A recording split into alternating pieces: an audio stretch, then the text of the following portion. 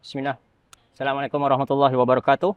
Sekian lama dah kita tak bersiaran dalam bincang bikin bimbang ni. Tapi hari ni macam biasalah, kita kalau kata kita ada tajuk ataupun kita ada satu benda penting ustaz, kita akan panggil ustaz dan kita akan bagi tahu kata BBB kita perlu dijalankan. Jadi disebabkan itu saya rasa hari ni adalah hari yang hak penting sebelum dua orang penting kita ni berangkat ke KL untuk ditemu ramah di RTM. Jadi kita nak buat satu sesi perbincangan dulu supaya kita boleh dapatkan poin-poin yang menarik untuk kita ketengahkan kat Zon Kuliah sebelum kawan-kawan kita berangkat ke KL esok pagi. Jadi tuan-tuan, kita akan berbincang ataupun kita akan membicarakan satu perkara yang sangat penting sebab baru 2 hari lepas lebih kurang dia keluar satu tajuk yang dikatakan satu kedai ataupun kedai-kedai yang viralnya dulu sekarang dah sunyi sepi. Jadi orang kata ni masalah ekonomi ataupun tekanan ekonomi Belanda Malaysia ni menyebabkan orang tak makan lagi kat luar. Tujuan utama malam ni ialah kita nak membincangkan ataupun kita nak menerangkan satu program ni lah, program mengopi ni. Tapi saya tak mau ulas lanjut sebab saya nak dapatkan penjelasan daripada tuan dia sendiri. Jadi hari ni kita akan menampilkan Ustaz Ahmad Jalani sebagai orang kata peguam, penasihat kita. Dan kita ada juga Tuan Nur Azman selaku orang kata pengarah projek Jom Ngopi ni yang baju hitam ni. Dan ni satu lagi Tuan Zaki kita sebagai promosi ataupun pengarah promosi Jom Mengopi. Jadi saya nak minta Tuan promosi ni dulu sebab saya berurusan awalnya dengan Tuan Zaki. Saya menghubungi Tuan Zaki yang terlebih dahulu dan kita minta jadikan juga program malam ni. Jadi saya nak minta Tuan Zaki dulu. Apa matlamat ataupun kenapa program ni nak dibuat? Alhamdulillah, bismillahirrahmanirrahim. First kali terima kasih. Terima kasih Zon Kuliah lah, Ustaz Jalani, Encik Amir dan semua tim sebab memilih ni semua ni Allah Ta'ala yang hantar. Di mana memilih tiba-tiba terlintas nampak Jom Mengopi ni untuk dimasukkan dalam zon kuliah. Kita pun dalam masa yang sama sedang berusaha untuk bagi capaian reach lebih meluas lah. Dan Alhamdulillah Ustaz, bila kita tengok, bila Tuan Amir telefon saya, dia beritahu kata dia dalam zon kuliah, saya pun terkejut. Saya kata, ya Cik Amir, dia kata dia berminat untuk nak nak bersama-sama sebab memandangkan zon kuliah pun nak ketengahkan usahawan. Jadi kita nampak kata ini adalah peluang yang terbaik lah untuk kita berkolaborasi dengan cara macam ni untuk menyampaikan info tentang program ini dengan cepat. Di samping medium-medium lain yang kami buat edaran flyers di serata-rata, kami buat dalam grup-grup WhatsApp, grup Facebook, semua sekali medium untuk kita nak sebarkan maklumat Jom Ngopi ni sebab dia dah masuk edisi yang ketiga. Tahun lepas kita buat 2, 1 dan 2, F&B pertama, yang kedua untuk produk, dan yang kali ni yang ketiga F&B semula. Sebab bila tengok sekarang ni dalam keadaan ekonomi semasa, dalam keadaan macam umpama dia bergelut dalam kemelut. Dengan keadaan semasa ni, sama ada owner bisnes sendiri yang hadapi situasi mungkin cash reserve yang kurang ataupun mungkin manajemen yang tak berapa cekap, dan mungkin juga dengan menu mungkin rasa tak sedap. Dia banyak dalam F&B ni, dia sangat luas. Permasalahan tu luas. Jadi sebab itulah bila kami buat Jom Ngopi ni adalah kami mengumpulkan player-player industri yang dia dah ada tangga-tangga kejayaan. Untuk dia hadir dalam poin ini untuk dia berkongsi resepi kejayaan dia yang dia dah buat, jatuh bangun dia. Dia bukannya bermula terus berjaya, tetapi sebab kejayaan dia tu daripada kepayahan, kesusahan dan juga banyak dia lalui silap. Dan di situlah dia akan cuba sampaikan dalam program ni untuk supaya orang yang main program ni adalah tapisan supaya taklah terlalu silap, terjerumus dalam sangat. Belaga dinding tu tetap belaga dinding, tetapi taklah sakit sangat dia punya benjer itu. Itu matlamat yang pertama lah. Sebab tu program Jom Ngopi ni bila Zon Kuliah ajak kita buat program santai malam ni, saya pun dengan Cik Man kita kata ini peluang yang terbaik dan kita pun rasa salah satu medium pengiklanan jugalah, dan juga salah satu support yang sangat kuat lah daripada Zon Kuliah. Terima kasih Tuan Amir, terima kasih Ustaz. Tuan Zaki boleh cerita sikit dia punya background ataupun orang kata Tuan Zaki bisnes ni berapa lama, sebab saya tengok banyak juga dia punya portfolio dia tu. Okey, saya ni sebenarnya kalau ikut pada betul-betul serius bisnes tu pada umur 31 baru saya start serius bisnes. Sebelum tu saya berkhidmat sebagai kekitaan kerajaan. Lepas tu bila kita ni terlalu minat sangat dalam dunia bisnes, kita mengambil keputusan nak pilih bisnes ataupun nak bekerja. So akhirnya setelah tengok macam kita rasa kita boleh makan cekak kan, kita rasa keyakinan tu sebab minat. minat tu kita milih untuk berhenti kerja dan mulakan bisnes. Dan sampai sekarang ni daripada umur 31 sampai 43 lah ni, dah 3 bisnes collab, 1 tengah berjalan. Kan, tapi collab tu kita ada pengalaman dia. So dia ada pengalaman dia di mana sebelum collab kita dah bingkas. Sebelum collab bingkas. Jadi orang tak perasan tengah collab. Sebab kita itu antara yang saya selalu buat lah, bila kita nampak bisnes tu macam kita rasa kita dah tak boleh pi. Itu setiap orang berbeza. Setiap orang ada yang dia boleh tahan bisnes dia daripada kecil sampai besar. Dia boleh tahan. Ada setengah orang dia suka macam saya. Try tak boleh buat yang dia pula. Tapi apapun dalam setiap bisnes tu, bagi saya, peribadi saya, ada kejayaan-kejayaan kecil yang dibanggakan dan ada juga kesalahan-kesalahan yang kita buat tu dijadikan sebagai sepadan untuk next punya bisnes. Itu cara yang saya lalui lah sekarang ni. Jadi yang sekarang ni pun kita ada restoran ayam goreng Tor pun kita bagi dia rehat sat. Kita buat tom yam. Tapi sekarang ni kita satu tu ada tempat baru yang sedang kita usahakan. So yang tu kita akan bawa dia ke tengah pekan. So ada dia tarik handbrake, ada tengok pada keadaan semasa. Yang sedang Itu kita orang kata pengalaman tu, bertindak atas pengalaman tu lah. Jadi okey, kita nak minta Tuan Man pula. Encik Man tau. Ya tuan, ya tuan. Encik Man selaku orang kata pengarah projek. Ya tuan. Jadi perkenalkan diri lebih kurang sikit, dia punya background, bisnes apa yang tengah buat dan okey. kenapa. Saya difahamkan speaker-speaker yang dipilih ni pun Cik Man tapih sangat-sangat Betul, detail. Jadi hak tu nak kena cerita tu. Okey, silakan Cik Man. Okay, Assalamualaikum. Saya ni sebenarnya start bukan F&B. Saya start ni dalam engineering dengan construction. So start tahun 2000. Sebelum tu makan gaji lah. Tahun 2000 tu start buat construction dengan engineering. Sampai tahun 2012. Tahun 2012 tu baru buat F&B. So untuk pemilihan speaker ni sebenarnya bukan keputusan saya seorang. Keputusan bermesyuarat. Tapi dalam mengopi ni kami memilih speaker-speaker ni berdasarkan kategori masing-masing. Daripada bahagian warung, ada yang IN, ada yang sampai IT, kita ambil semua bidang. Sebab kita nak motivatekan usahawan lain. Speaker ni kita pilih, kita tak cerita kejayaan dia orang saja. Kita cerita apa basically saya akan tapih dia orang ni, saya akan tengok apa point yang kita nak highlight tentang dia tu. Contoh dia mengopi satu, kita ada, saya sebutlah kawan saya Dr. Rizal.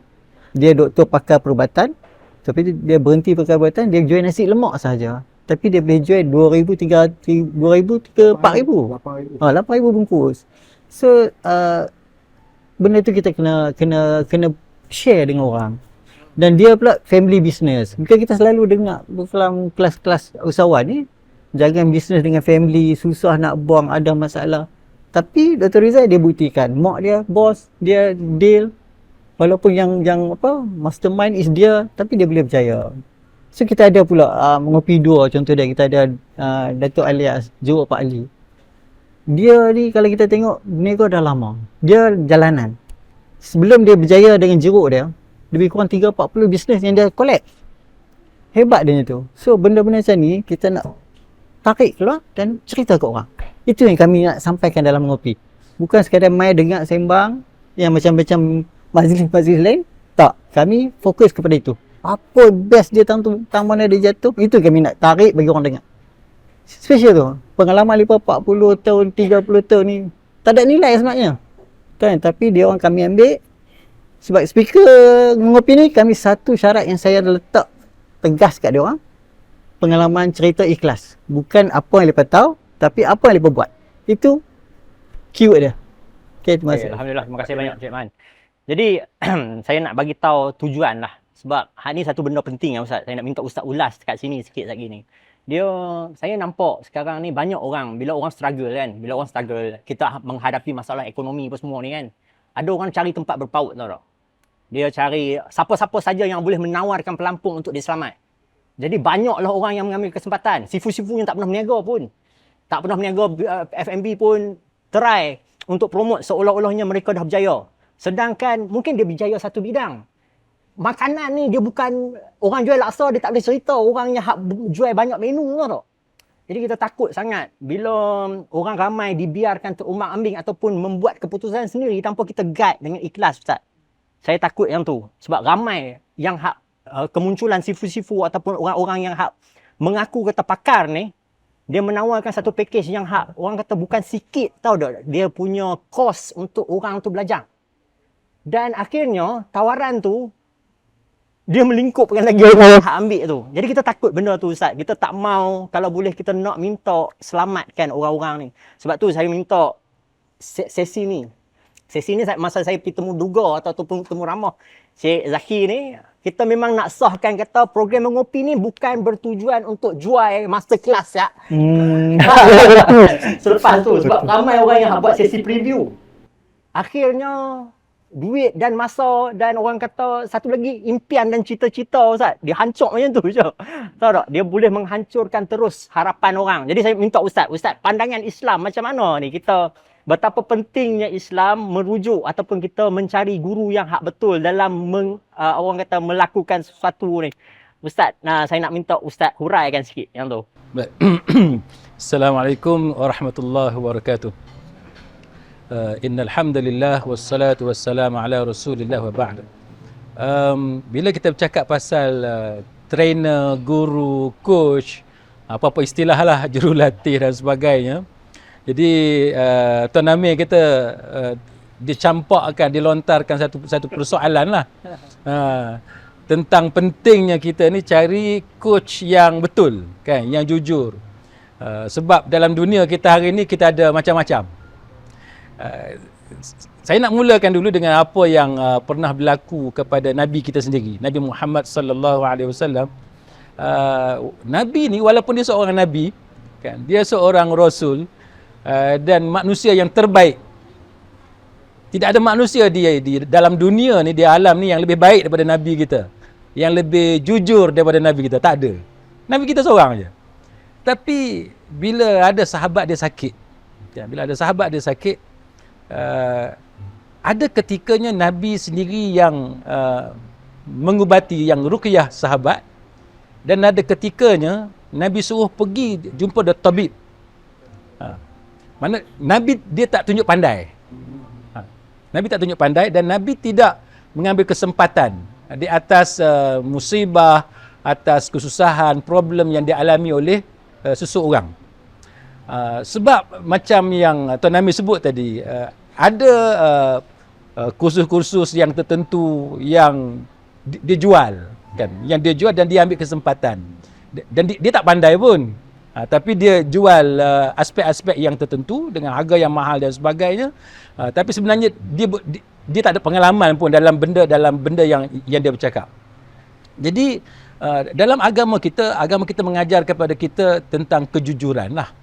Kejujuran. Sebab ada di kalangan kita ni yang suka ambil kesempatan di atas kesusahan orang lain. Tapi kita kena bezakan lah. Sebagai contoh, kalau kita pergi hospital, kita sakit, charge hospital mungkin banyak lah. Mungkin RM5,000, RM6,000, RM10,000, RM20,000. Tengok surgery yang mahal dan sebagainya. Adakah itu dikira sebagai mengambil kesempatan? Tidak, kan? Sebab memang dia melibatkan kepakaran, alat dan sebagainya. Tapi pada masa yang sama, macam yang Amir sebut tadi, ada seminar yang tertentu dan sebagainya yang bukan ada apa pun, tapi dia lebih kepada mengambil kesempatan di atas attitude kebanyakan manusia yang tamak untuk jadi kaya. Kan? Manusia ni dia ada satu perangai yang mana kita ni tak puas dengan apa yang kita ada, dan kita nak kaya. Semua orang nak kaya. Saya pun nak kaya juga. Tapi cara kita pilih jalan untuk kaya tu macam mana? Jadi ada orang, sebagaimana yang Amir sebut tadi, yang menganjurkan seminar dan sebagainya ni, dia tengok itu peluang dia untuk dia generate money, untuk generate profit, melalui keinginan manusia yang terlalu ingin nak kaya cepat. Maka dia ambil kesempatan.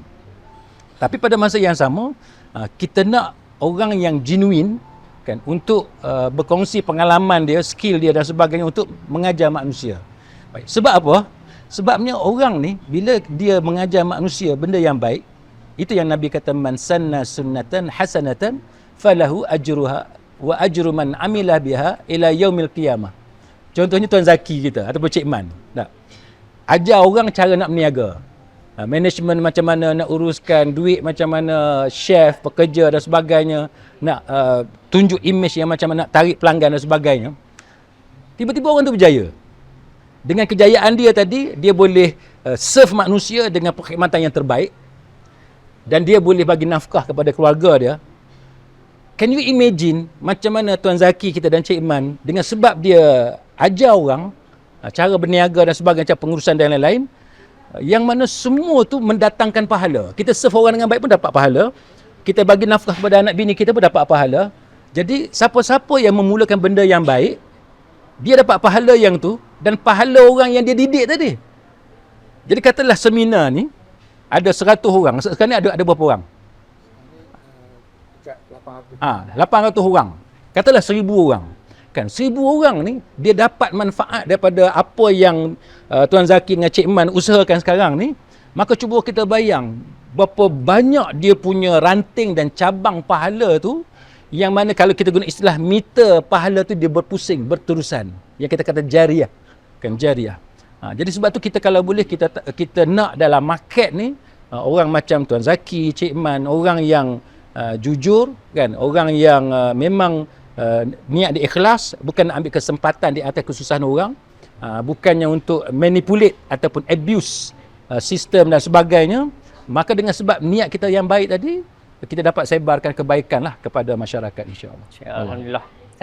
Ustaz saya selalu pesan, Ustaz Fazli, dia kata, Amek, kalau kata orang nak bayar kat kita ni, berapa ringgit sangat orang nak bayar? Kita tak puas punya dengan bayaran manusia tu. Kita tunggu hak Allah nak bayar kita kalau kita betul ikhlas. Tapi keikhlasan tu semakin tak ada dalam dunia sekarang ni. Jadi kita tak mau. Kita nak jadi sebahagian daripada orang yang boleh sebarkan keikhlasan tu. Jadi sebab tu saya nampak program ni sangat penting. Sebab saya difahamkan juga hak ni tak dapat keuntungan apa-apa kan. Program ni kira sponsored Ustaz. Kira dia lebih kurang kita ambil pun hak iuran hak sangat sedikit. Sangat minimum untuk orang kata komitmen. Lebih kurang komitmen sebab dia pun nak bagi t-shirt, nak bagi baju, apa orang kata makan, sewa dewan pun mahal.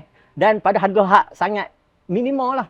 Jadi saya nak tanya tu, dia dengan pengorbanan yang sebegitu banyak kan, apa harapan Tuan Zaki? Sebab hari ni pun sebelum dia sampai ke sini ni, berapa banyak mesyuarat ataupun orang kata dia dah berlari pun merata dah sebelum sampai ke episod sini.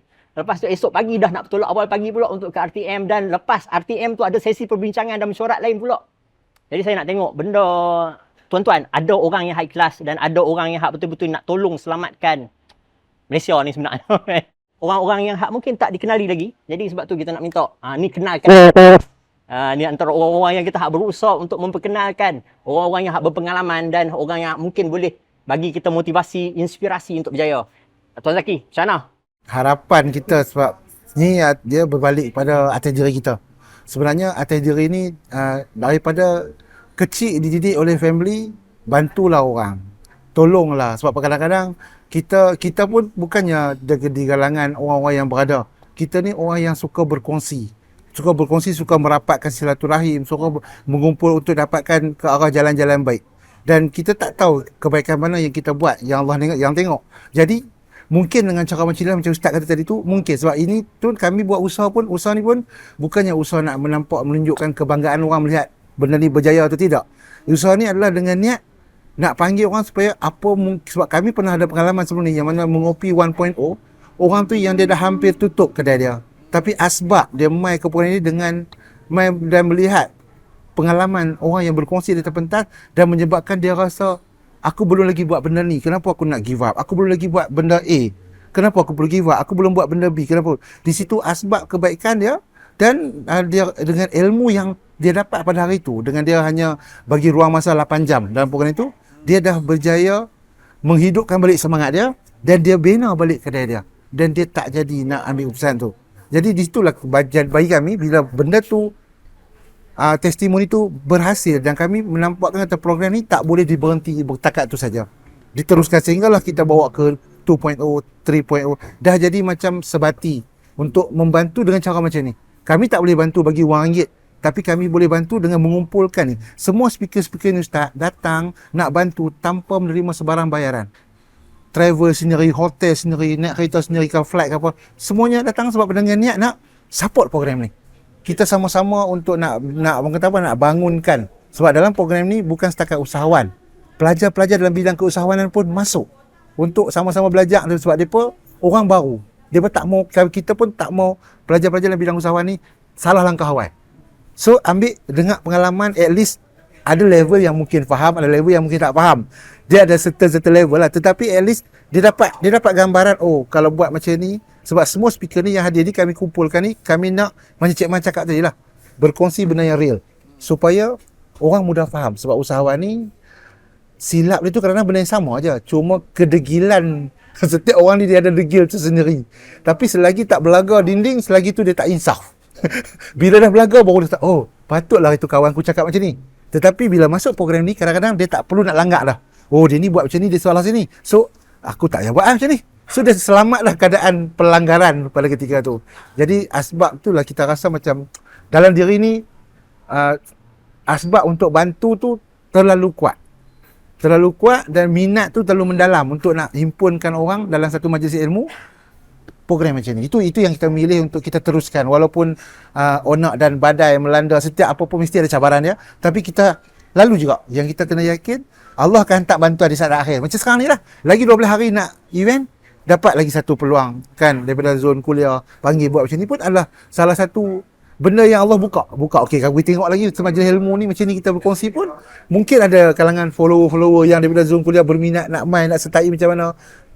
Itu yang kita nampak. Sebab kami tak pernah nak janjikan orang bulanan bintang hadir ke program ni boleh menjadi kaya raya. Kita cuma menjanjikan dapat ilmu. Dengan ilmu tu lah dia boleh bimbing diri dia bertahan diri. Sebab ada setengah orang yang dia bila kaya cepat, dia lupa diri, lepas tu dia jadi macam-macam, lepas tu jatuh balik, naik balik, baru dia ingat, oh aku tak boleh buat ini, aku salah. Dan pengalaman tu yang dicakap pada orang yang sebelum tu dia belum kaya lagi, oh nanti aku kaya aku tak mau buat macam ni, sekali aku jadi masalah kat aku sebab si A dah jadi macam ni. Itu je. Inilah perkongsian daripada Mengopi 3.0 yang kita bawa ni.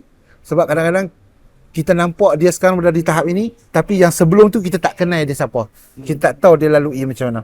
Itulah yang tu yang menyebabkan saya sendiri peribadi, sebab kami pun dah ada plan 4.0, 5.0, 6.0, dah ada plan.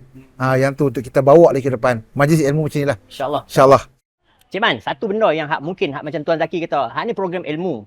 Tapi ramai orang yang tak sedar, mereka menghadiri seminar sebelum ni, kita tengok ramai orang yang menghadiri seminar tokoh-tokoh ataupun orang sifu-sifu ni, sebenarnya mereka berjaya tu ialah circle of friend, atau Ustaz tahu tak? Networking. Ataupun kita kenal orang yang sama mindset dengan kita. Dia nak berjaya dalam bisnes ataupun dia nak menceburi bidang tu. Dia sedang mencari ilmu tu. Tapi banyak orang kita yang tak sedar ataupun takut nak hadiri seminar ni sebab dia takut dia tak boleh follow apa yang dikatakan ataupun disampaikan oleh speaker kita. Mereka rasa takut buang masa. Jadi saya nak minta Tuan Man sendiri, sebab saya tengok networking Tuan Man ni gila-gila jugalah. Saya nak minta Tuan Man highlight Sat, betapa pentingnya networking ataupun circle of friends tu dalam menentukan kejayaan kita dalam apa-apa yang kita usahakan. Tuan Man. Ya, mungkin ada pengalaman yang boleh first saya nak declare lah yang jom ngopi ni bukan kelas motivasi dan bukan kelas ajak berniaga. So kami ni adalah sesi sharing pengalaman sebenar. Itu pertama. Nombor kedua ni adalah networking ni bukan setakat kenal. So networking ni sampai kita boleh berkolaborasi, kita boleh kongsi peluang, kita boleh kongsi tips, kita boleh berkongsi masalah. Itu maksud dia networking. Maksud dia bukan sekadar mai tengok dia tu siapa dia no. Ya. Okey, tentang networking ni dan kenapa saya minat dengan Jom Kopi ni, saya ada satu cerita lah. Masa PKP. So bila kedai semua kena lockdown, tak boleh berniaga apa semua, sebenarnya ada bisnes yang boleh berjalan. Saya ni alhamdulillah ada peluang tu. Maksudnya bila kedai semua tak boleh buka, delivery pun tak boleh jalan bila PKP. Tapi ada benda yang boleh, contohnya kilang yang besar-besar. So dia orang perlukan makan. Masa tu pula bulan puasa, kedai makan sahur. So dalam tu operator ada 7,000 orang. So dia orang nak kena makan 4 kali, ada shift. So untuk kantin dia orang tak boleh operate. Kantin ni untuk shift yang makan 10, 11 sebab dia orang masak sikit. Sekarang ni nak makan pack food sebab yang pinggan semua tak boleh. So kami dapat peluang tu. So bila saya dapat peluang tu, kami dah buat, dah maksimum lah, kami tak boleh pergi dah. Contohnya Jabil ke kira mana-mana lah. 7,000 orang. So kami pun tak boleh ambil lebih daripada tu. Tapi masa kami buat tu, saya dapat banyak peluang lagi. Ada orang tu tanya, ada orang tanya. Tapi tak ada networking. Masa tu saya geng bisnes orang lama. So tak banyak networking yang sekarang. So nampak banyak peluang tu, saya nak bagi ke siapa? Siapa nak panggil kolaborasi dengan saya? Masa tu saya tak. So saya nampak masa tu perlunya networking sesama usahawan. Because masa lockdown tu, agensi semua tutup. Semua agensi kerajaan tak bergerak. Tak ada bantuan semua dah. Tapi sama-sama usahawan ni tak ada. Masa tu saya sedang networking antara usahawan tu sangat penting. So selepas tu bila dia orang ajak buat tu, then sebab tu saya kata buatlah. Kan sebab kita banyak peluang antara usahawan ni. Because kebanyakan lah seminar-seminar lain ni dia berdasarkan modul yang universiti buat apa semua. Tapi kami usahawan kepada usahawan. Kami tahu apa yang usahawan nak. Soalan-soalan kami tanya speaker pun usahawan kepada usahawan. So kami tahu apa yang usahawan nak. Itu yang kami kekuatan program kami. So basically networking tu sangat bagus. Kita ada kita ambil lah contoh yang paling dekat macam kami lah. Datuk Ali Jeruk Pak Ali. Imagine dia buat jeruk-jeruk tu 500 tan. Kulit dia ke mana? Biji dia ke mana? So jadi masalah dia kena ambil operator, kena bawa keluar. So bila ada jaringan apa semua, kami linkkan dengan universiti. So dia dapat geram pendidikan, dia dapat pelepasan cukai double.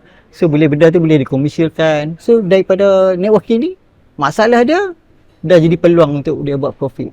Itu maksud dia. Usahawan dengan usahawan ni dia sangat jelas. Sangat kena padat. That's why saya minta sangat orang datang ngopi ni. Because kami lain sikit pada orang. Sebab kami nampak peluang tu. Dan kami tak boleh buat dan kami nak buat untuk bantu orang lain. Mungkin kami tak sesuai untuk kami, sesuai untuk orang lain. Okay, Alhamdulillah. Jadi saya tunjuk poster Jom Ngopi ni.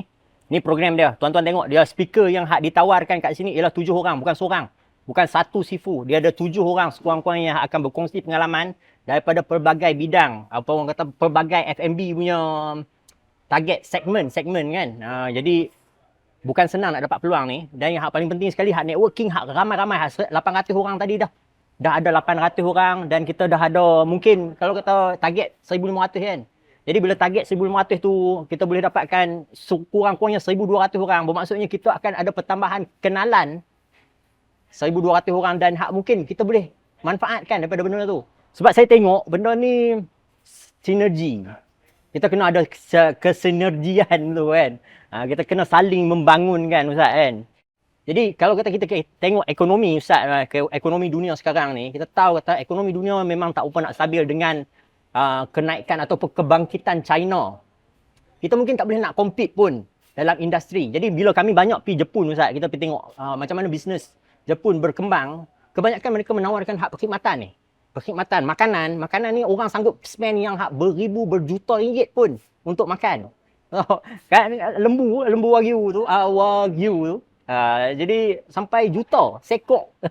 Kan saya difahamkan sekok lembu tu ada satu keluarga saja jaga. Setahun tu dia jaga binatang tu je. Hak tu pun dah boleh hidup dah kan. Jadi macam mana bisnes F&B ni dia boleh berkembang sebegitu besar jika ianya dikenakan ataupun dijaga dengan cara yang betul, disinergikan dengan cara yang betul. Sebab tu perlunya percambahan maklumat ataupun perkongsian. Sebab kita tak tahu pengalaman daripada seorang ke seorang macam mana, tahu tak? Kadang-kadang dari perbincangan macam ni baru kita dapat rupanya boleh dapat macam ni. Jadi sebab tu yang kita kata kita nak tunjukkan F&B ni berpotensi besar. Sebab kat Malaysia ni antara benda yang kita ada yang tak ada kat orang lain ialah halal tu. Halal punya sertifikat tu. Kita memang dipercayai. Tapi hak tu pun kebanyakan banyak F&B kita yang tak mengambil peluang tu Ustaz. Cuma saya nak tunjukkan satu contoh lah. Satu contoh macam mana benda ni boleh berkembang. Kita tunjukkan bukti beberapa contohnya macam Burak. Chef Burak daripada Turki ni macam mana dia menjadi selebriti dunia dan orang kata berkunjung ke restoran dia disebabkan dia berjaya mempromosikan cara kerja ataupun orang kata cara dia memasak tu. Dan ada satu lagi yang figura yang menarik juga macam mana Dolly ni. Dia berniaga kat Jaipur kot, tak silap saya. Dolly ni dekat India, dia berniaga chai tu je. Teh tarik je lebih kurang. Tapi dia pun menjadi selebriti. Macam mana orang sanggup pergi ke India semata-mata nak jumpa dia. Bukan nak makan tu je. Jadi kita nampak peluang dekat Malaysia ni cukup banyak. Kita ada tom yum kita ada makanan hak Itali kita, makanan pizza yang kita yang hak dimodified. Dah, benda-benda ni dia tidak di-highlightkan secara betul, tahu tak? Kita cuma target lokal. Kita tak cuba internationalkan dia supaya benda ni membesar. Tapi benda ni memang perlukan sinergi macam hak Cik Man kata lah. Sebab kalau kata orang nak melancong kat sini, dia tak cukup sekadar makan. Dia kena ada facilities yang hak lengkap lah Ustaz kan. Cuma hak sekarang ni hak yang menghadkan kita punya pelancongan kita ataupun orang jarang nak berbelanja ni. Saya sendiri, kita banyak survey Ustaz kan. Mereka kata mereka tak mau berbelanja terutama sekali dalam golongan meat 40 ni yang hak mampu membeli di fast food. Mereka tak mau main kat kedai-kedai hak biasa hak mereka tak pernah dengar ni ataupun kat tempat-tempat hak mereka pergi melancong ni sebab ada budaya yang hak bila dia tengok orang luar, dia tengok pelancong luar yang hak dia tak kenal dekat tempat tu. Contohnya kalau kita pergi Kelantan, dia kata kalau kecek Kelantan boleh dapat harga Kelantan. Kalau kita pergi cakap Penang, dia tak bagi harga Kelantan. Kita tak tahu benda tu adakah itu strategi marketing ataupun benda tu benda yang hak real berlaku. Kita nak tengok Ustaz sebagai orang Kelantan. Jadi kita nak tengok Ustaz punya ulasan. Islam membenarkankah benda macam tu sebagai strategi marketing? Terima kasih kepada Tuan Amir. Dia kalau kita nak ulas berkenaan dengan kita naikkan harga barang kan, ataupun kita turunkan harga barang, kita bagi diskaun sebab Amir ni orang Penang, saya bagi diskaun lah. Sebagai contoh. Dia sebenarnya memang isu ini tidak terlepas daripada dibahaskan oleh para ulama. Saya teringat kisah yang berlaku kepada Hatib bin Abi Balta'ah dengan Umar Khattab. Dia cerita Hatib bin Abi Balta'ah ni dia meniaga bisnes di pasar di Madinah. Dan antara strategi marketing dia nak tarik orang kepada bisnes dia ialah dia bagi diskaun. Dia bagi diskaun yang banyak. Jadi bila dia bagi diskaun yang banyak, ini menimbulkan menarik perhatian orang kepada bisnes dia. Sehingga kan masyarakat pada masa tu duduk cakap pasal dia ni sampai laporan kepada pengetahuan kepada Umar Khattab. Kepada Umar. Jadi Umar pun, dan kita tahu Umar ni dia seorang yang kerah. Dia dengan Badui pun dia nak pancung kencing dalam masjid. Kan? Umar ni dia apa dia nombor satu pancung dulu. Dia angkat pedang dulu. Lepas tu baru cerita kemudian. Itu attitude Umar.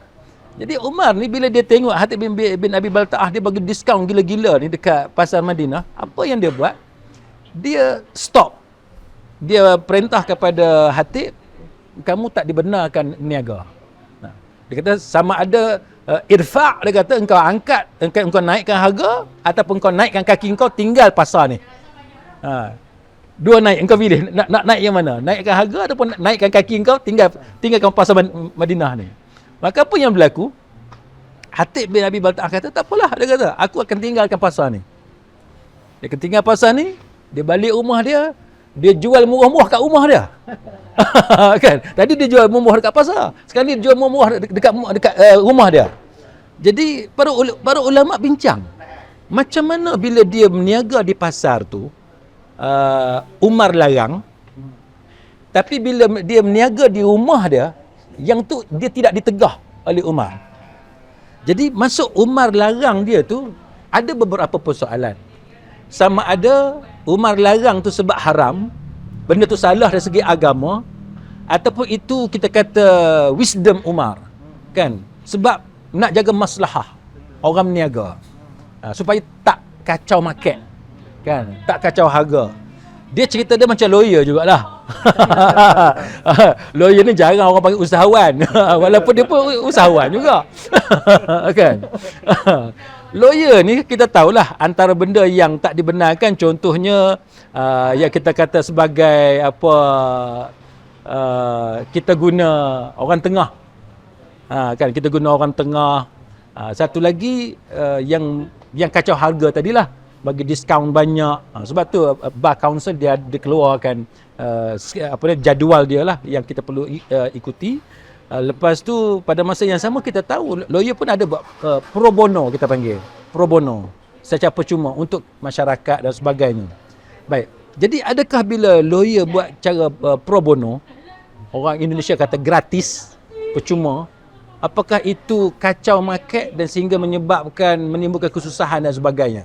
Jadi isu itulah yang timbul ketika Hatib bin Abi Balta'ah dia pergi meniaga dekat rumah dia tapi tidak dikacau oleh Umar. Jadi ringkasnya ulama dia buat kesimpulan apa? Dia kata sama ada kita naikkan harga ataupun kita turunkan harga, dia hukum asal dalam agama tidak ada larangan. Sky is the limit. Kan? Engkau nak naikkan harga tinggi mana, engkau nak turunkan harga sampai nak bagi percuma ke orang pun, itu engkau punya pasal. Tetapi limit dia di sisi pihak berautoriti, government. Pemerintah dia kena tengok masalah masalah umum. Contohnya, katalah Tuan Zaki ataupun Cik Man kita berniaga, dia Cik Man turunkan harga serendah-rendahnya. Baik. Benda tu bagus ke tak bagus? Bagus. Bagus untuk siapa? Bagus untuk rakyat. Jadi sebagai pemerintah, pemerintah perlu lihat benda tu bagus yang banyak bagus ataupun yang buruk tu yang banyak. Jadi kalau dengan Cik Man turunkan harga menyebabkan orang suka dan dia mewujudkan suatu suasana yang sihat dalam masyarakat, maka kerajaan takkan interfere. Kerajaan takkan interfere. Tapi kalau perbuatan kita simpan barang, naikkan harga ataupun turunkan harga menyebabkan rosak market, rosak ekonomi, maka pada waktu tu kerajaan kena campur tangan. Kerajaan kena campur tangan. Maka berbalik kepada soalan tadi, kan? Kalau saya tengok orang Kelantan, sebab saya orang Kelantan, saya duduk kat Penang. Kan? Geng kita contohnya, geng kita. Tak payah bayar hari ni free. Adakah itu menyalahi undang-undang? Tidak salah undang-undang. Adakah itu salah segi moral? Tidak salah, malah bagus. Kita mewujudkan ukhuwah, brotherhood, silaturahim dan sebagainya. Kita nak buat pahala, kita nak bertaaruf dengan orang dan sebagainya. Kan? Cuma macam Tuan Amir sebut tadilah. Ni orang luar ni. Sakit tu. Sebab benda tu berlaku kat Penang kan. Ni orang luar ni aku nak sebelah. Contoh kat Penang macam Amir sebut lah. Tapi tempat dirahsiakan. Tapi kita orang Penang kita tahu. Bila kita pergi situ confirm kena sembelih. Kan confirm kena sembelih. Tapi walaupun kita katakan kena sembelih ataupun kita guna istilah harga Yahudi ke apa kata apa lah kan. Tapi pasal apa orang tetap ramai pergi? Maknanya walaupun kita kata kena sembelih, tapi dia masih pada kadar yang boleh ditanggung oleh orang yang pergi tu. Cerita tu dah sampai dah. Contoh kat Penang terkena dengar apa? Nasi kandak, pasembok, apa semua. Dia pun tahu tempat ni sembelih dia kata. Tapi pasal apa pergi juga? Dia ada something. Sebab apa? Sebab dia bila bisnes ni, dia bukan saja tentang harga makanan. Dia ada nama dia ada servis dia ada macam-macam lah faktor yang menyebabkan setengah orang dia sanggup bayar. Dan dia upload kat Facebook. Dia pergi tempat yang kena sembelih ni. Dia bangga pula tunjuk yang dia bayar mahal ke tempat tu. Dan cerita itulah yang bila dulu ingat Musangking. Macam mana Musangking dia harga dia mahal gila-gila tapi dia ada demand. Itu cerita dia. Jadi kesimpulan kepada soalan tadi, walaupun ulama berbeza pendapat tentang isu sembelih ataupun harga mahal ini, tapi secara umumnya jumhur majoriti ulama kata tidak ada nas yang kuat Quran atau hadis yang kata tak boleh. Itu terpulang antara penjual dengan pembeli, pengguna perkhidmatan, konsumer dan sebagainya. Kalau dia redha, dia suka, silakan. Tapi ia akan melibatkan campur tangan pihak berkuasa kalau sampai tahap menimbulkan kerugian ataupun kerosakan kepada sistem ekonomi dan sebagainya. Alhamdulillah, terima kasih banyak Ustaz. Jadi saya teringat kata pengalaman ataupun harga mahal pun orang sanggup bayar sebab pengalaman. Kita selalu ditanyakan kenapa minum kopi kan, kita sanggup pergi ke Starbucks kan. Kalau kita baca balik Starbucks punya prinsip ataupun dia ada satu psikologi punya pendekatan yang mungkin ada setengah orang yang mengambil iktibar daripada benda tu tapi masih jarang diamalkan di mana-mana kedai pun, iaitu panggilan nama. Dia pernah dengar kat sekolah saja kawan-kawan dia panggil nama dia ataupun dekat speaker sekolah pun dia tak pernah dengar. Tahu tak? Ada orang yang sanggup lambatkan dia punya perjalanan ke airport tu ataupun orang kata masuk dalam check-in punya airport tu semata-mata nak dengar nama dia di speaker. Jadi setiap Starbucks dia mengambil benda tu. Dia mengambil pendekatan tu. Dia tanya nama kita. Supaya nama kita tu dipanggil di depan orang ramai. Sebagai satu macam pengiktirafan. Sebab dia harga mahal kan. Aku layak, aku mampu untuk membeli benda ni. Jadi hak tu pengalaman ni hak orang tak. Kadang-kadang kita lag. Tahu tak? Jadi hak tu yang hak orang kata mahal dekat pengalaman tu Ustaz. Sebab tu mungkin hak tu pendekatan-pendekatan yang boleh diamalkan Tuan Zaki. Yang kita nak highlight kat sini, speaker-speaker daripada program ni Ustaz, sebab kita tak mau janji bilang bintang macam hak Tuan Zaki kata tadi tu. Tapi kita nak juga apa yang kita boleh dapat daripada speaker-speaker ni, apa yang hak Tuan Zaki ataupun Tuan Man pilih ni, input yang mungkin kita boleh tawarkan kat orang yang hak datang nanti. InsyaAllah. Silakan. Siapa nak cerita dulu tak apa? Tuan Man. Okey. Untuk pemilihan speaker kali ni, so basically kita ada 7 orang berlatar belakangkan bisnes yang berbeza. Kita tengok yang pertama ni, Cik Zul ni. Cik Zul ni adalah pengasas untuk he and she, kopi mahal. Tapi dia punya kedai ni di semua universiti dia ada. So kalau kita tengok, bila kita sebut universiti ni, kita nak jual kopi yang satu gelas RM18, RM20, kita takut. Kita nampak student ni tak ada duit. Tapi kenapa dia boleh jual? Dan kedai dia pun sangat cantik, kenapa dia boleh sukses? Macam mana dia boleh, orang takut nak universiti sebab harga kontrol, harga apa, itu yang dia dalam mindset dia orang. Tapi dia boleh. Semua universiti, semua college, dia buka kedai. Dan high end punya kedai lah, kopi yang mahal-mahal semua berjaya. So kita nak correct benda-benda macam tu. Nombor 2, kita ada D nasi ayam. D nasi ayam ni, dia meniaga nasi ayam mahal berdoang. Sebab dia jual RM8, RM9, kalau tak silap saya lah. Tapi waktu sekarang, waktu orang susah sekarang ni, waktu ekonomi yang kata gawat ni, dia naik, dia meningkat. Itu kita nak tengok, crowd dia tu. Dia menjual nasi ayam saja, tapi nasi ayam dia dekat 10 perisa lah. Ada Celtic egg lah, apa semua. So kita nak tengok, kita nak tarik apa special dia tentu. Dia berniaga, dan dia berniaga pun lama. 20 tahun lebih menjual nasi ayam saja. So kita nak tengok apa best dia tu, tak tergugat. Orang lain sale drop, dia naik. Waktu sekarang. So, untuk waktu sekarang, Ustaz, lebih kurang 80% bisnes semua down.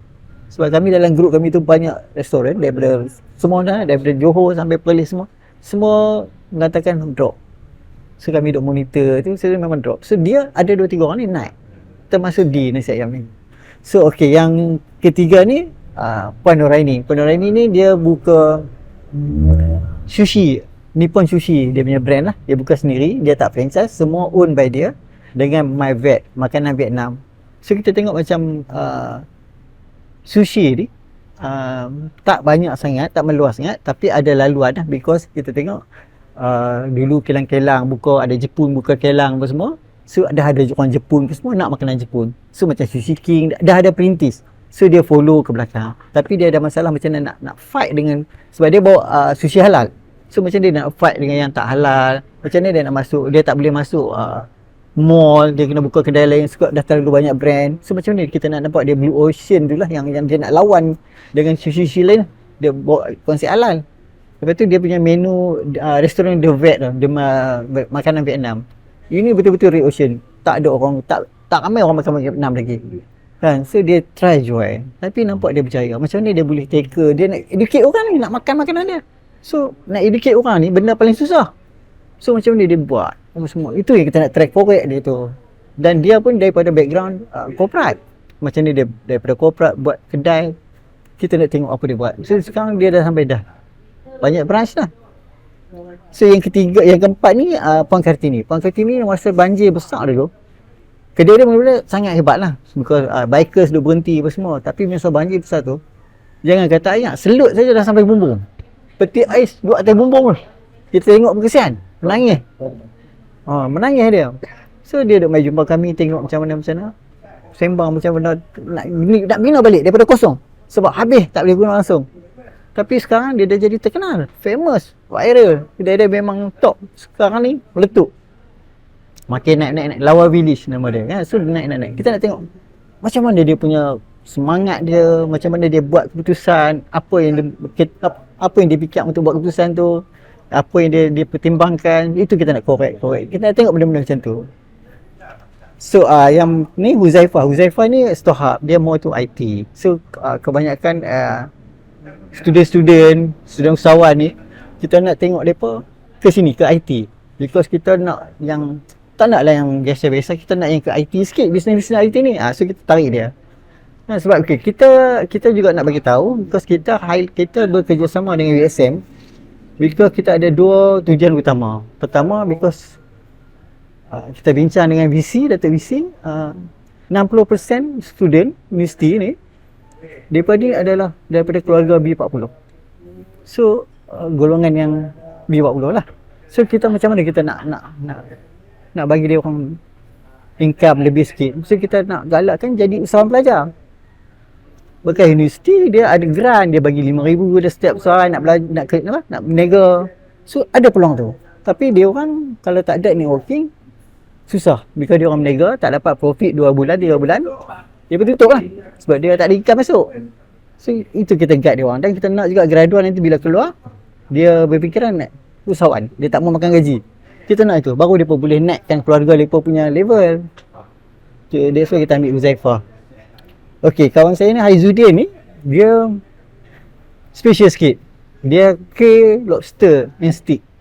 Okey, dia ni business take T20 je.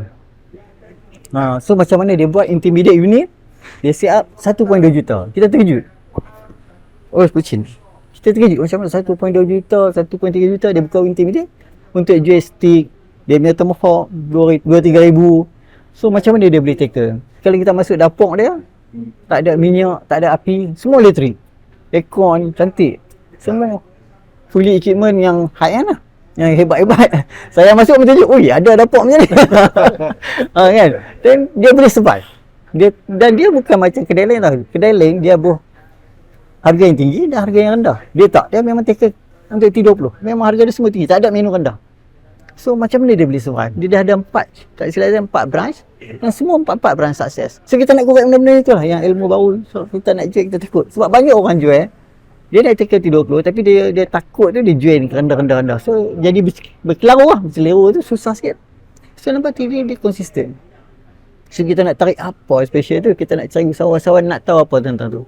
So yang last kali Coach Bahar. Coach Bahar ni dulu dia ada kedai makan. So sekarang ni dia pergi ke agro. Dia more tu macam mana kita nak survive dalam hidup. Bila kita drop bisnes, kita jatuh bisnes, macam mana kita nak survive. So dia bagi option kepada kita. Apa yang dia buat, pengalaman dia. Daripada bisnes jatuh, dia buat option ni. So berjaya. So, kita nak belajar habis tu. Kepada orang yang dah jatuh atau nak jatuh, kena ada plan B. So itu yang kita nak tarik dia tu. Apa plan dia? So, kita nak tahu. Takkanlah sampai jatuh baru nampak plan B. Kan? Masa tu. Itu yang kita nak tarik dia. So untuk 7 orang tu, lebih kurang macam tu lah. Kita nak tackle betul yang nak usahawan nak tahu. InsyaAllah. Nampak menarik tu. Dia punya betapa menariknya. Dan yang pentingnya moderator kita yang akan bertindak sebagai moderator yang akan mengorek segala rasa tu ialah Tuan Zaki tau. Yang sekarang dah agak letih. Dia dah mengantuk. Hari ni satu hari cool. Saya lagi 4 jam ni KL pula. Kita akan hentikan program kita tak lama dah kot. Kita takkan lanjutkan lebih sampai Tuan Zaki tidur kat sini. Tadi dah pesan tadi. Tapi kita akan ceritakan juga minta Tuan Zaki mungkin antara benda-benda yang menjadi intipati, benda yang akan dikorek, digali daripada program tu, yang orang kata benda yang sangat ingin diketahui oleh Tuan Zaki daripada speaker-speaker ni. Mungkin kita boleh bocok sikit 2-3 rahsia. Dia dalam setiap program 1, 2 dan yang kali ketiga ni, semua soalan-soalan yang ditanya kepada speaker-speaker ni semuanya adalah berbeza. Kalau kita tanya soalan kepada Tuan Rosdi di Nasi Ayam, soalan tu tak akan sama dengan Tuan Zulkifli. Dia takkan soalan-soalan tu yang itu telah dibincangkan. Kebanyakannya lahir daripada perkongsian kita dengan Cik Man sebagai mastermind kita lah, yang kita akan bincang soalan apa yang kita nak tanya, dan soalan tu bukan soalan-soalan yang biasa-biasa. Bukannya soalan kita tanya berapa lama dah berniaga dan sebagainya, tak. Soalan tu cabaran apa yang dia hadapi, macam mana dia lepasi cabaran-cabaran tu, and then dengan siapa dia ada connection dia yang boleh dia naik balik, dia bangkit balik. So benda itu orang nak tahu. Kadang-kadang orang tak tahu rahsia tu. Orang tak tahu rahsia kebangkitan dia selepas itu.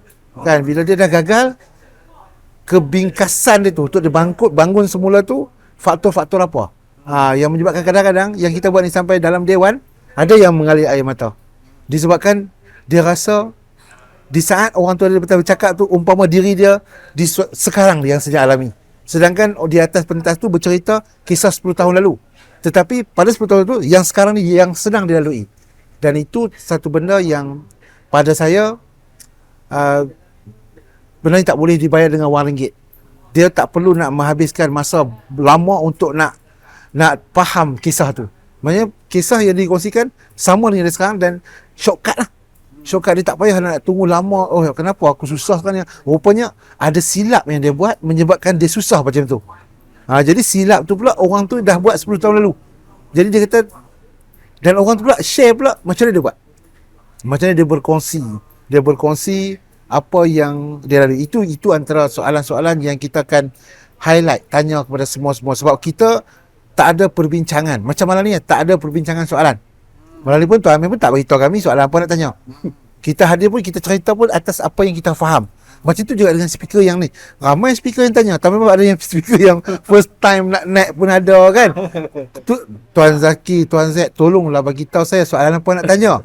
Saya cakap, kalau saya bagi tahu sekarang pun, belum tentu atas pentas soalan tu akan ditanya. Kadang-kadang sebab persoalan yang kami tanya, dia berhubung kait atas jawapan yang dia bagi. Ya. Kadang-kadang dia jawab macam ni, lagi soalan berikutnya mungkin tak sama dengan jawab yang kita nak tanya sampai tu. Takkan kita tiba-tiba nak alih perhatian audien. Audien dah suka dengan jawapan dia. Kita kena tanya soalan balik yang bersinambungan di situ. Sebab tu dia akan lahir pada hati. Kalau kita tanya soalan skema, dia akan cerita general. Tapi bila kita tanya soalan tentang, kita korek rahsia kejayaan dia, dia sharing pun macam Ustaz cakap tadilah.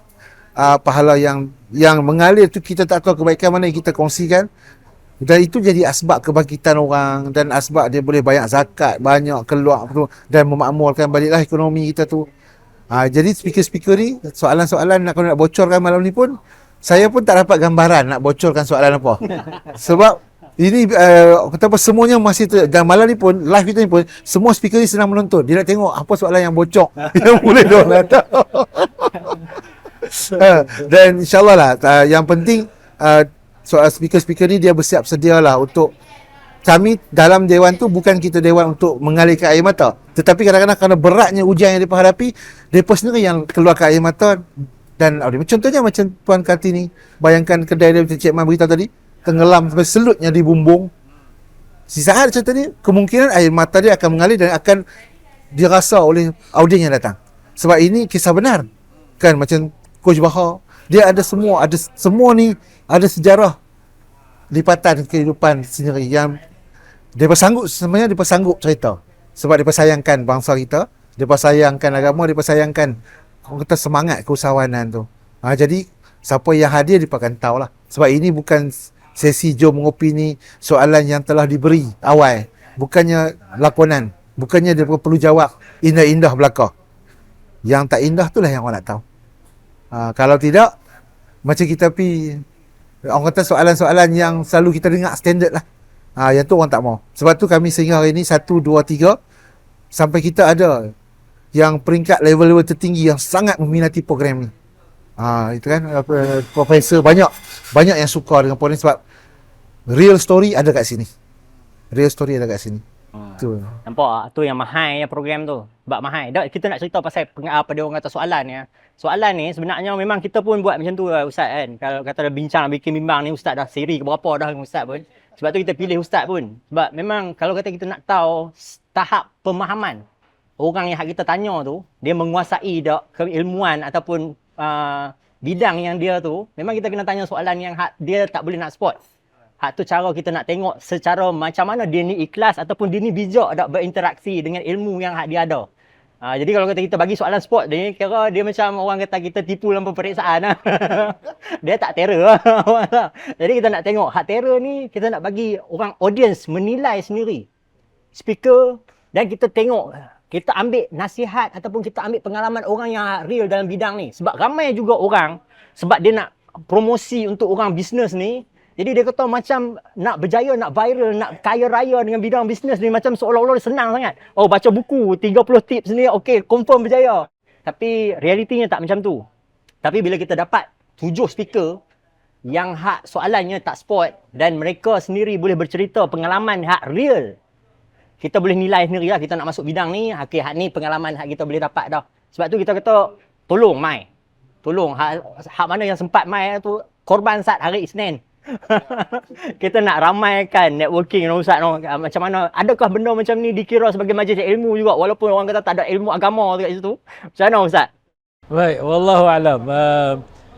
Memang pun kalau kita bercakap tentang majlis ilmu ni, biasa orang kita dia terbayang ilmu agama lah. Tapi kita tahu bahawa agama mengajar kita keselamatan di dunia dan juga di hari akhirat. Sebab tu dalam Quran, doa yang kita baca hari-hari pun, kita baca Rabbana atina fid dunya hasanah kan wa fil akhirati hasanah. Itu menunjukkan apa? Menunjukkan bahawa agama mengajar kepada kita dua-dua, duniawi dan ukhrawi.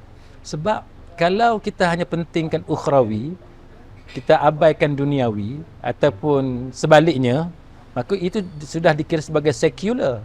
Sebab kita pisahkan dunia dan akhirat. Jadi Islam ni satu agama yang memadukan antara dunia dan akhirat. Dan yang bukti yang jelas, Hujjatul Islam Imam Ghazali pun dalam kitab di Ihya Ulumuddin disebut dua ilmu yang paling asas. Yang pertama dia kata ilmu agama, yang kedua ilmu perubatan.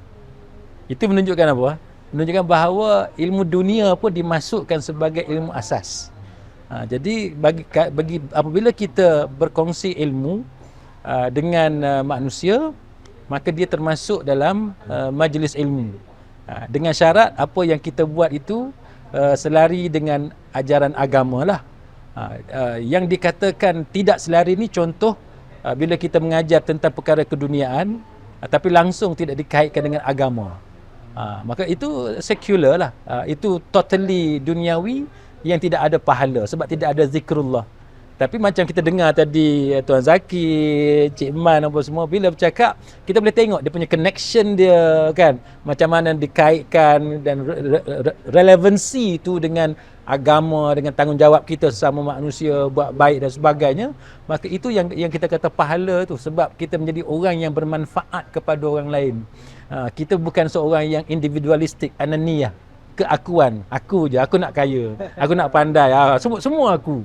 Tapi dengan apa yang Tuan Zaki buat, dengan Cik Iman buat, kumpulkan orang macam ni dengan tidak ada soalan sport tak ada soalan bocor kan, kita nak jawapannya ikhlas, seikhlas-ikhlasnya di kalangan speakers yang dijemput. Jadi kita harap dengan niat penganjur macam tu, itulah yang kita akan dapat, khususnya para peserta pada tarikh yang akan datang ni akan dapat daripada program ini. Dan jawapan saya, itu adalah majlis ilmu, InsyaAllah. Jadi boleh jamak. Boleh jamak insyaAllah, dan kita akan jagalah no, Cik Man no, dia Cik Man dengan Tuan Zaki no, kita akan jaga majlis tu supaya dia memang ilmiah ataupun orang kata ada pahala dia, insyaAllah. Banyak lagi poin dia sebenarnya. Kalau kata nak ikut dalam catatan saya ni, ada banyak benda yang saya nak sentuh. Tapi mungkin kita tak ada ni, mungkin sesi kita akan datang kan, kalau kata ada kesempatan. Tapi kita nak tengok dulu hak sambutan hak nak main ni. Kalau kata lepas ni kita akan ada sesi-sesi banyak lagi, sebab saya pentingkan, saya suka satu perkongsian dulu yang kami rakam kat USM. Seorang profesor fizik kan, dia cerita tu macam mana satu rama-rama tu diciptakan sampai dia punya kepok rama-rama tu berwarna biru. Sedangkan kalau kita fokus dengan mikroskop, benda tu dia tak ada warna pun, dia kelabu je. Tapi dia kata nak dapatkan warna biru tu, dia kena ada satu ukuran. Dia kena pelepah tu, dia kena ada satu ukuran yang menyebabkan benda tu dibiaskan daripada cahaya matahari supaya dia nampak warna biru tu. Jadi nak tunjukkan kata betapa bersistemnya dunia. Allah menciptakan dunia ni secara bersistem. Tapi bila makanan ataupun kedai makan ataupun kita buat perniagaan dan kita harapkan kejayaan tanpa sistem tu, tu yang jadi masalah tu. Banyak daripada kawan-kawan saya sendiri pun, hak peniaga-peniaga ni, sebab saya pun pernah meniaga makanan, mak sendiri pun pernah meniaga makanan. Banyak daripada kita yang hak mengambil sikap rasa-rasa. Rasa lah, agak-agak bubuh banyak mana kan. Jadi agak-agak bukan sistem. agak-agak bukan sistem. Jadi kita nak dapatkan sistem tu. Sistem tu kita perlukan daripada perkongsian daripada orang ramai lah. Dan satu lagi yang paling penting sekali yang saya nampak, pentingnya sinergi ataupun orang kata kebersamaan dalam circle of friend ni. Kita tengok macam mana Pelita, rangkaian nasi kandak Pelita ni, dia menjadi satu rangkaian nasi kandak yang sangat besar dan goh dah kat Malaysia. Dulu dia satu kedai kecil je, tapi dia gabungkan. Dia gabungkan utama Pelita, apa orang kata Samudra dengan satu lagi saya tak ingat apa dia, Pelita kot. Jadi digabungkan daripada 4 tokek tu, digabungkan jadi satu. Sampai sekarang ni depa dah ada 27 cawangan kot. Dan mereka juga antara yang hak mempelopori orang kata halal punya sertifikat. Nasi kandak pertama yang ada halal dekat Malaysia. Kita nampak tak kesinergian ataupun kepentingan untuk bersama tu. Sebab tu program-program macam ni perlu untuk disokong. Supaya saya nak tengok semangat-semangat yang macam mana pengusaha-pengusaha ataupun orang yang hak berusaha menjayakan program ni terus bangkit. Ramai lagi orang yang nak berkongsi dan kita menghargai pengalaman-pengalaman orang yang selayaknya dihargai ni. Kita tak mau dah kewujudan orang-orang yang salah kita jadikan ikutan dalam masyarakat sebab benda tu akan melingkupkan lagi. Kita mungkin nampak satu kejayaan daripada tempoh yang singkat, tapi akhirnya benda tu bila dicipta ataupun dibina atas dasar yang palsu, dia tak akan kekal lama. Di hak tu yang saya nak, mungkin benda tu yang kita nak ni. Lepas tu akan ada siri-siri akan datang lah insyaAllah untuk bisnes F&B ni. Sebab macam kita kata tadi, dia ada potensi yang sangat besar untuk kita explore. Sebab saya tengok satu benda saya contoh, saya kongsi sikit lagi lah sebelum saya tutup. Saya kongsikan dekat, saya pernah pergi ke Hiroshima dengan Dr. Azam. Dia cerita kat kita macam mana okonomiyaki atau dia murtabak kat Jepun tu, kat Hiroshima tu.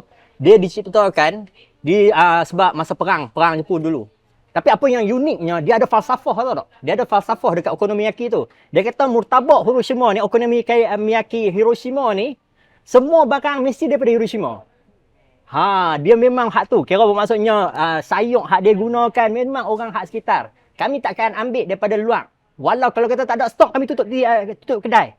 Dan kalau kata nak rasa, dia kalau kata kedai dia tutup, dia akan dia bagi tahu ni kedai ni benda yang hak sama. Kat sini hak ni sedap juga. Tahu tak? Dia jadi satu ni. Jadi kebangkitan ekonomi ataupun okonomiyaki tu, bukan dia saja bangun, dia membangunkan setempat punya ekonomi. Ada orang yang hak semata-mata disebabkan sejarah macam tu saja, orang sanggup pi untuk tengok, untuk menghargai makanan tu. Jadi saya nak minta penutup daripada Tuan Zaki dan Tuan Man sebelum kita habiskan program kita. Kita 11.30 kita nak tutup. Lepas tu kita nak buat penghargaan sikit kat Tuan owner syarikat kita. Syarikat yang hak menaja makanan kita dan tempat perbincangan kita malam ni. Mereka sepatutnya mereka tu tutup dah. Mereka tutup pukul 11 tapi kami dah lajak lebih sikit. Jadi Tuan Zaki minta sepatah dua kata untuk penutup. Silakan. Jadi alhamdulillah, terima kasih pada edisi pada malam ni, edisi perkenalan kita lah. Perkenalan pihak Jom Ngopi dengan Zon Kuliah ni, saya rasa satu pertemuan yang permulaan yang sangat menarik. InsyaAllah boleh diteruskan lagi di masa akan datang. Banyak lagi sebenarnya perancangan-perancangan kita untuk majlis ilmu macam ni. Kami di kalangan golongan usahawan mungkin bukannya ahli ilmuwan agama yang pandai berbicara tentang agama. Cuma kami punya pengalaman dari segi mengumpulkan orang-orang yang ada ilmu untuk berkongsi dengan orang. Kami mungkin Allah izinkan untuk mengumpulkan, diberi kepercayaan untuk mengumpulkan dalam satu kumpulan manusia yang bijak pandai untuk menyampaikan kepada satu kumpulan yang memerlukan ilmu. Jadi itu yang kami bawa, dan apa yang kami bawa, kefahaman kami sendiri, saya dengan Cik Man dan juga tim yang ada di luar sana yang support sesi ni. Inilah antara salah satu jalan dakwah yang kami pilih untuk kami nak rasa kita semua tak faham kata dunia semakin dekat. Jadi orang kata akhirat tu kita, insyaAllah kita kiamat tu kita tak pasti bila kita tak tahu, tapi kita usaha umpama kita akan hidup 1000 tahun lagi. Tapi itulah yang kita buat sekarang ni. Kita buat sekarang ni mungkin dengan asbab sekecil usaha yang kita buat ni, dengan kita memanggil ramai lagi orang datang, sebab dewan tu boleh muat hampir 2,500 orang. 3,500 kan. Sekarang ni target kita 1,500. InsyaAllah kita boleh dapat target tu, dan kita open saja untuk siapa lagi yang nak datang. InsyaAllah boleh datang tengok pada poster tu lah, semuanya ada kat situ. Dan kita harap majlis ini tidak berhenti setakat ni saja. Program-program macam ni, sebab kami rasa tak semua orang nak ada minat untuk teruskan program macam ni, sebab program macam ni memerlukan pengorbanan yang sangat besar. Kena mengorbankan masa, tenaga, wang ringgit sebagainya, sebab ini bukannya menjanjikan keuntungan duniawi. Niat kita adalah untuk sama-sama fikir keberkatan majlis ilmu ni. InsyaAllah Allah dia bagi rezeki arah lain. Arah lain. Bukannya arah di sini kita nak wangnya, tapi Allah bagi rezeki lain di sekeliling yang kita tak nampak. Alhamdulillah sehingga hari ini, setiap kali nak buat program ni, ada je bantuan-bantuan yang Allah hadir. Yang penting sihat tu badan lah. Itu yang sihat tu badan. Ketika atas stage, apa dia lidah boleh berbicara, tak blank. Itu nikmat yang kita dapat. Kerana bila atas stage kerana blank, macam mana kita nak cakap? Tapi bila atas stage satu boleh selesaikan daripada A pagi sampai ke petang. Sihat. Dengan sound systemnya pun terjaga dengan rapi. Kan? Hari sekali blackout. Sekali je blackout. Mata kan. Tetapi cepat cover lah. Blackout seketika saja.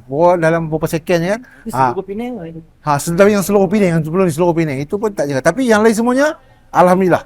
Allah izin. Ada sekali kita buat hujan lebat dia waktu pagi. Kita pun tengok orang tak boleh sampai. Tiba-tiba pukul 9.30 penuh balik.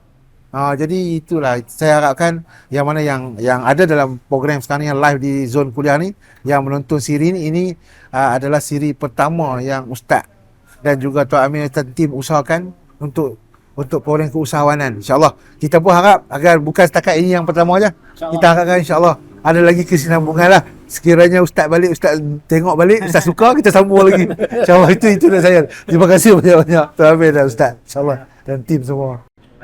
Saya macam ni lah. Untuk mengopi 3 ni kita pilih FMB. Kenapa kita pilih FMB? Sebab FMB sekarang ni paling terjejas. Kalau kita tengok dia cepat terjejas.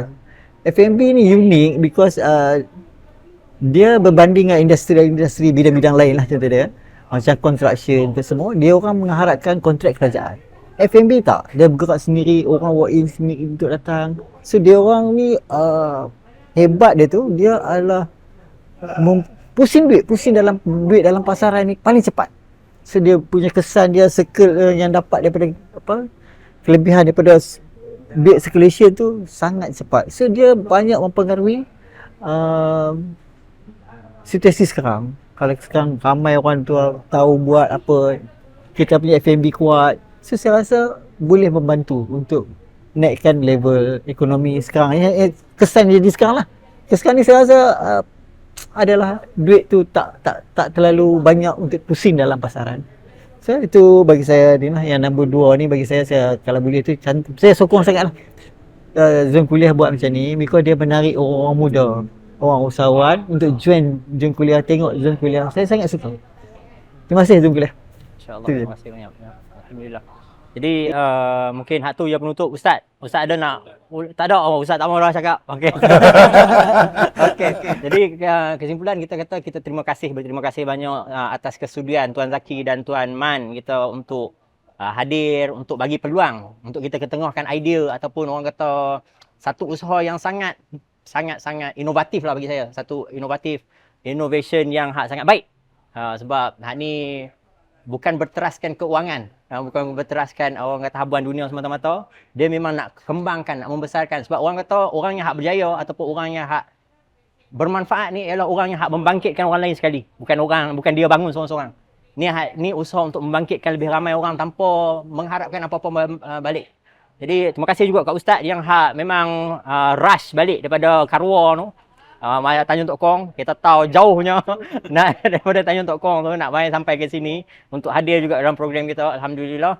Terima kasih juga kepada penaja makanan kita dan penyaja tempat kita ni. Disclaimer kat sini, zon kuliah bukan entiti yang hak mengambil mana-mana bayaran daripada mana-mana pihak. Jadi program ni bukan kami dibayar untuk mempromosikan. Jadi kami pilih untuk mempromosikan program ni sebab kita nampak niat dia sangat baik. Jadi tuan-tuan, kalau kata tuan-tuan percaya dengan zon kuliah yang 10 tahun dah, kita tak pilih, kita tak iklankan orang hak kita tak percaya. Hak ni insya-Allah orang yang hak kita percaya, dan tolong beri sokongan yang hak terbaik untuk program ni. Wallahu alam. Assalamualaikum warahmatullahi wabarakatuh. Terima kasih banyak.